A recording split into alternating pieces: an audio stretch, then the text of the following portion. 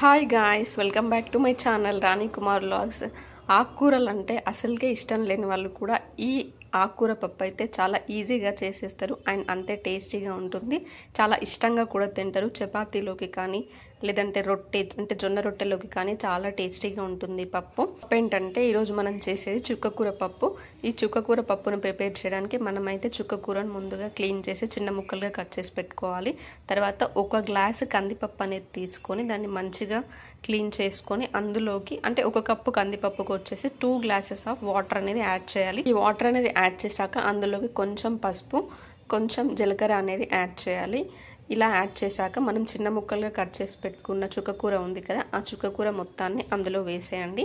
ఇందులోకి మళ్ళీ మనం టమాటా కానీ చింతపండు రసం కానీ ఏం యాడ్ చేయాల్సిన అవసరం లేదు. చుక్కకూరలో ఉండేటువంటి పులుపు అనేది ఈ పప్పుకి సరిగ్గా సరిపోతుంది. చుక్కకూర ఆకంతా వేసేసాక ఇక మనం ఈ కుక్కర్కు ఉండేటువంటి లిడ్ ఉంటుంది కదా, ఆ లిడ్ను క్లోజ్ చేసి స్టవ్ పైన మీడియం సిమ్లో ఉడికించాలి.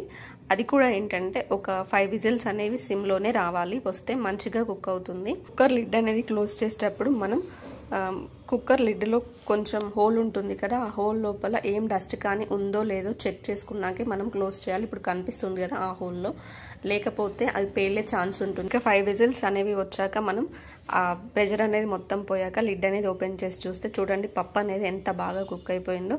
మనం ఒకసారి గంటెతోనే దాన్ని మంచిగా మెదిపేసుకోవాలి. ఇలా మెదిపేసుకున్న తర్వాత అందులోకి కొంచెం కొత్తిమీర మరియు కరివేపాకుని కూడా యాడ్ చేయండి. ఈ కొత్తిమీర కరివేపాకు అనేది టేస్ట్ అనేది ఇంకా ఎన్హాన్స్ చేస్తుంది చుక్కకూర పప్పుకి. ఇవి వేసాక మంచిగా కలిపేసుకొని పెట్టేసుకోండి.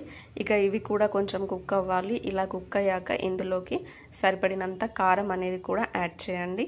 అలాగే మీ టేస్ట్కి సరిపడినంత సాల్ట్ని కూడా యాడ్ చేయండి. ఇక వీటిని యాడ్ చేశాక ఈ రెండింటిని మంచిగా కలిపేసుకోండి. ఇలా కలిపేసుకోవడం వల్ల పప్పుకి మొత్తం ఈ ఉప్పు కారం అనేది పడుతుంది. ఉప్పు కారం కూడా కొంచెం అందులో పప్పులో మిక్స్ అవ్వాలి కదా, ఇక అందుకు కలిపేసి పక్కన పెట్టేసుకోండి. ఒక 2 మినిట్స్ తర్వాత ఈ సాల్ట్ అయిన కారం అయితే అందులో పప్పులో మంచిగా కలిసిపోయాయి కదా, ఇక ఈ టైంలో స్టవ్ అనేది ఆఫ్ చేసి పప్పును పక్కన పెట్టేసేయండి. ఇక మనం పోపు పెట్టేసుకుంటే పప్పు అనేది రెడీ అయిపోతుంది. ఈ పోపు అనేది పెట్టడానికి ముందుగా ఒక చిన్న గిన్నెను అయితే స్టవ్ పైన పెట్టేసి అందులో మీరు చేసే పప్పు క్వాంటిటీకి సరిపడినంత ఆయిల్ అనేది యాడ్ చేయండి. నేనైతే ఒక చిన్న స్పూన్ అనేది యాడ్ చేశాను. ఇక అందులో ఆయిల్ అనేది వేడయ్యాక కొంచెం జీలకర్ర అనేది యాడ్ చేయండి.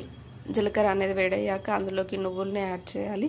ఈ రెండు మంచిగా వేగుతున్నటువంటి టైంలోనే మనం చిన్న ముక్కలుగా కట్ చేసి పెట్టుకున్నటువంటి ఈ ఎండుమిర్చి ఉంది కదా, ఆ ఎండుమిర్చిని కూడా అందులోకి యాడ్ చేయండి. ఈ ఎండుమిర్చి కూడా మంచిగా ఫ్రై అవుతున్న టైంలోనే అందులోకి మనం క్రష్ చేసి పెట్టుకున్నటువంటి గార్లిక్ని కూడా యాడ్ చేయండి. ఈ గార్లిక్ టేస్ట్ అనేది పప్పుకి మంచి ఫ్లేవర్ని కూడా ఇస్తుంది.